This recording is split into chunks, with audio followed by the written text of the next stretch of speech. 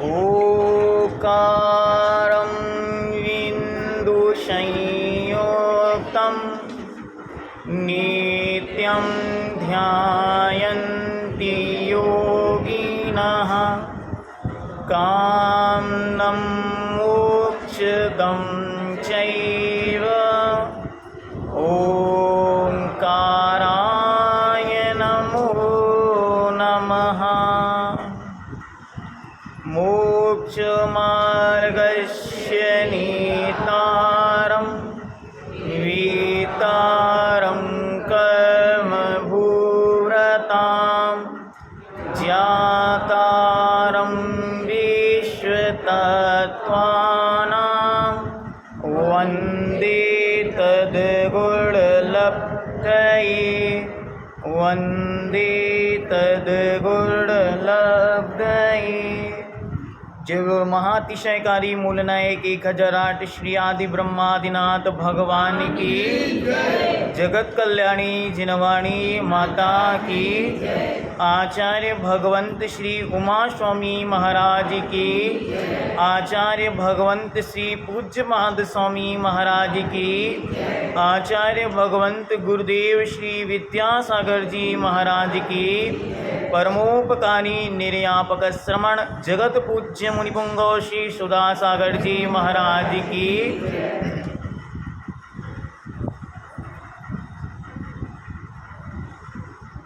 हम सभी का परम सौभाग्य है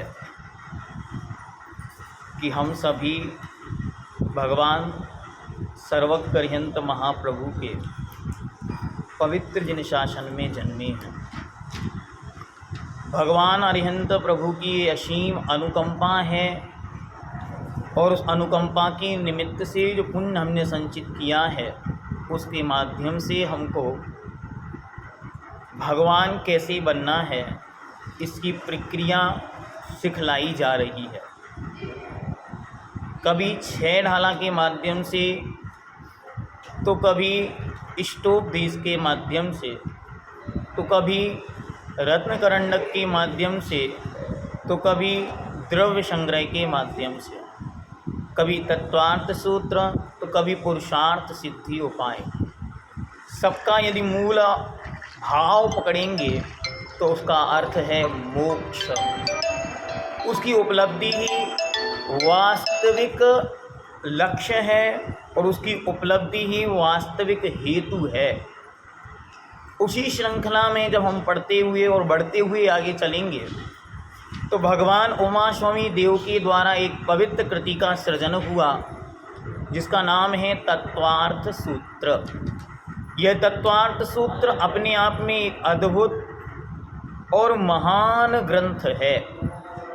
इस ग्रंथ का शुरुआत ही इतनी पवित्रता के साथ की गई और उसका अंत उतना ही पवित्र है। या यूँ मानो कि आपको रास्ता बता के महाराज मंजिल तक छोड़ के आएंगे, ऐसा कोई ग्रंथ है तो उसका नाम तत्वार्थ सूत्र है। कि आपकी यात्रा शुरू भी कराई कि भैया ये रास्ता है और लास्ट में मंजिल पे ले जाकर फिर आपको छोड़कर आते हैं कि अब आप यहाँ से धर्मास्तिकाया भावात आगे कहीं मत जाना, यहीं जाके रुक जाओ। ये काम किसने किया? उमा स्वामी महाराज। कि आपको यहाँ से पकड़ के सिद्धालय तक छोड़ के आएंगे। कृत्स्न कर्म विप्र मोक्षो मोक्षा। उस ही महान ग्रंथ तत्वार्थ सूत्र के ऊपर भगवान पूज्यपाद देव ने हम सबके ऊपर महान उपकार करके और इस ग्रंथ का सृजन किया। वास्तविकता में तत्वार्थ सूत्र पर इससे पहले एक महान कृति और लिखी जा चुकी है जिसका नाम था गंधहस्ती महाभाष्य, लेकिन हम सबके पाप कर्म के उदय से वह वर्तमान में उपलब्ध नहीं है या कहीं खो गया या क्या हुआ इसके विषय में अधिक कोई जानकारियाँ उपलब्ध नहीं हैं। लेकिन फिर भी हम पुण्यशाली हैं कि हमें आचार्य भगवंत पूज्यपाद देव की करुणा के प्रसाद स्वरूप यह सर्वार्थ सिद्धि नामक पवित्र ग्रंथ पढ़ने को मिला। और यह ग्रंथ अपने आप में महानतम ग्रंथों में से एक माना जाता है। पूज्यवर आचार्य दादा गुरुवर ज्ञान सागर जी महाराज ने अपने जीवन में 108 बार इस ग्रंथ को पढ़ा था और आचार्य भगवंत विद्यासागर जी महाराज को इसको एक एक पंक्ति संस्कृत में उनके मुख पर है। जब भी कोई प्रवचन, जब भी कोई तत्व की चर्चा, जब भी कोई शंका उनके सामने आती है तो वो इस ग्रंथ की पंक्तियों को पढ़कर उत्तर देते हैं। जब भी कोई तत्व चर्चा होती ना, हम लोगों को कई बार संगोष्ठियों में और तत्व चर्चाओं में जाने का मौका मिलता है, तो आचार्य श्री इसकी एक एक पंक्ति को पढ़कर उसका उत्तर देते हैं जब भी कोई तत्व की बात आती है। तो इस प्रकार इस ग्रंथ की पवित्रता है, पूज्यता है। पंडित प्रवर फूलचंद जी शास्त्री जी का भी बड़ा उपकार है कि उन्होंने इस ग्रंथ का हिंदी अनुवाद किया और बीना वालों पर तो विशेष, क्योंकि बीना में रहकर ही किया। और हो सकता है कि उन्होंने इस ग्रंथ का अनुवाद इसी भवन में किया हो, ऐसा भी संभव है, क्योंकि ये तो स्पष्ट लिखा कहीं मिला नहीं कि फूलचंद जी ने इसका अनुवाद कहाँ किया। लेकिन पंडित फूलचंद जी की जीवन गाथा हमने पढ़ी है, एक उनका फूलचंद जी स्मृति ग्रंथ नाम का निकला है।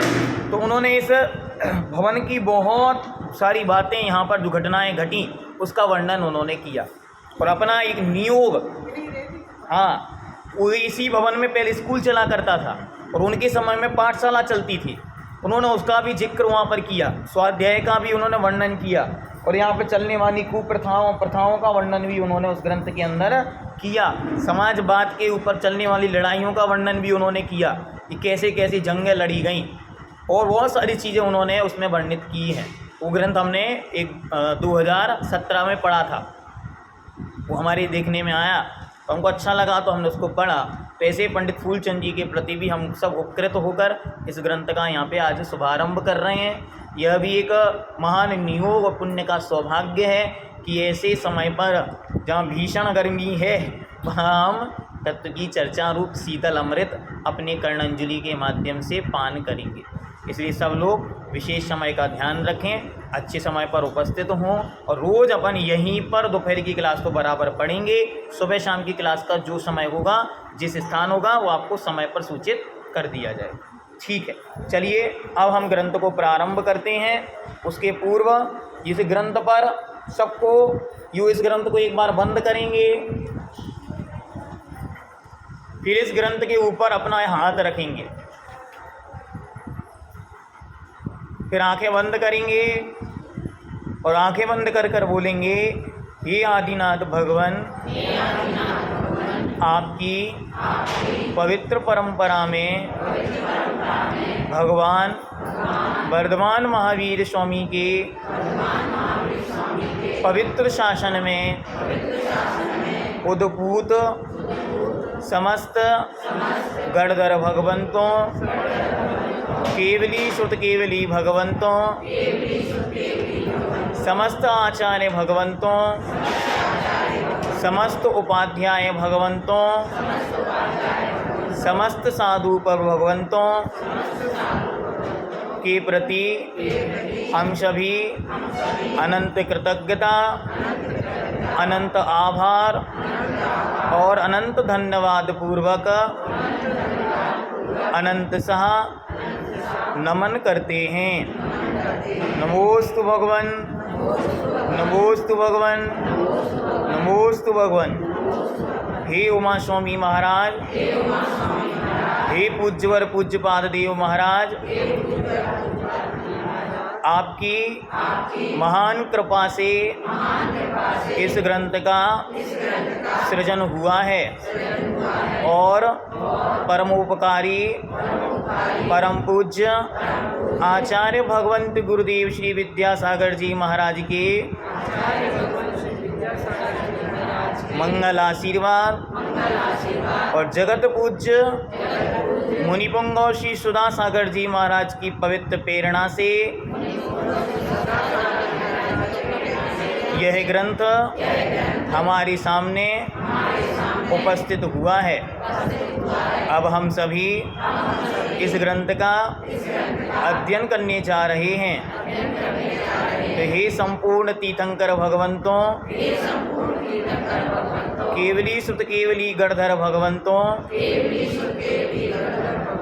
आचार्य उपाध्याय साधु भगवंत,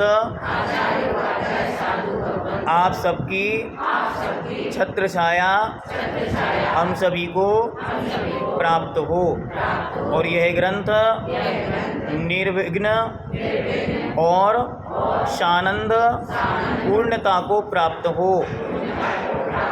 हम सभी इस महान स्वाध्याय की परंपरा के लिए संपूर्ण श्रवण संस्कृति के प्रति आभार व्यक्त करते हैं। नमोस्तु भगवन, नमोस्तु भगवन, नमोस्तु भगवन। अब इस जिनवाणी को 3 बार अपने मस्तक से लगाएंगे और उसके बाद हम स्वाध्याय प्रारंभ करेंगे।